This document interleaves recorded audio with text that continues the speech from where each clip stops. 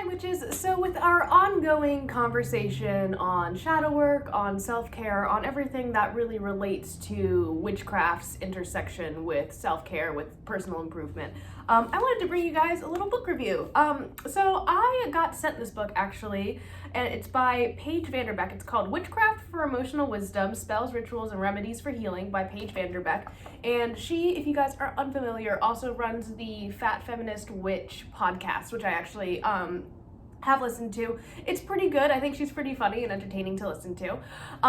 So I read this book because I liked her like green witchcraft book, which I thought was also good, but I kind of have the same thoughts about both books. But I do like this as a resource for people who are interested in learning more about shadow work, and all of that. So today, that's what we're talking about. As you can see, it's a pretty like thin book, like it's not a very difficult read, and I think that's really awesome. I am definitely one of those like burned out, gifted, talented kids who used to read all the time in like elementary school and stuff, and now it takes me like 800 years to read a chapter because I fell asleep halfway through reading it.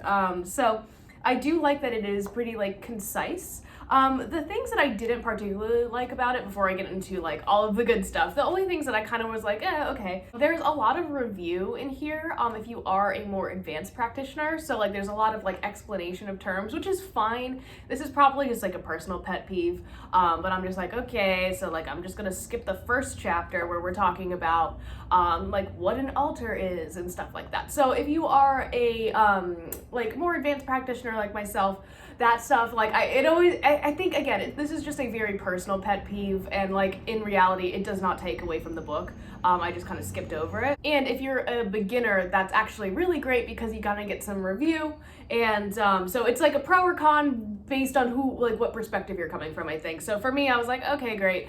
Like it didn't really bother me, but I was like, all right, let's see what else we got in here. And the other thing that it kind of does come across like a little bit of a self-help book, which is again fine. It's just not exactly what I was looking for. But I didn't dislike the book. I'm trying to be like as politically correct, I guess, or like explain this the best way, because I did genuinely enjoy this book.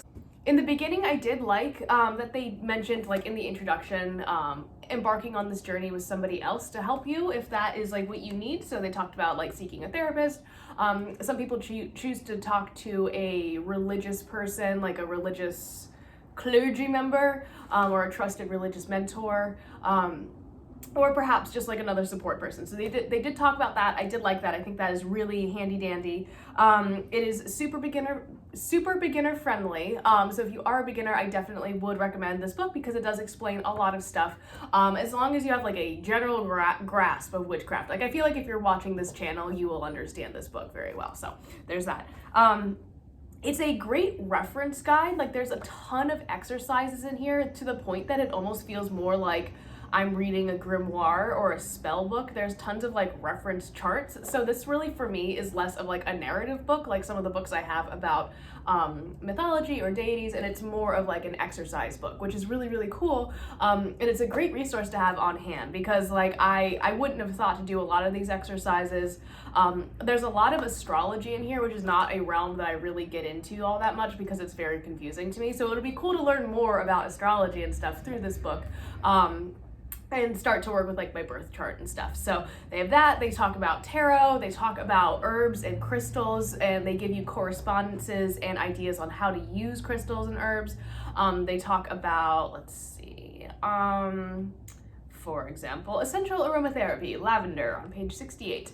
It talks about the botanical name, the element, the zodiac sign it is associated with, the emotional healing powers. It has spells and all sorts of stuff for enchanting crystals and jewelry to like help you in your daily life. So there's lots of that good stuff. So they also touched on like ancestor work and like kind of emotional or like generational trauma and stuff like that. So I thought that was really handy as well. Also, I know I keep flipping through it. I'm very good at being distracted. It has like really beautiful art in it. Like I really like it. So I definitely would recommend this book. I know this is kind of a shorter video, but I would definitely recommend reading this book if you were interested in anything that we talked about this month.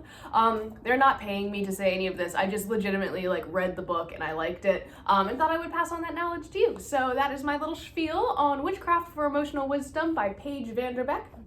You should totally check it out and let me know what you think of the book after you've read it. I'll see you guys tomorrow.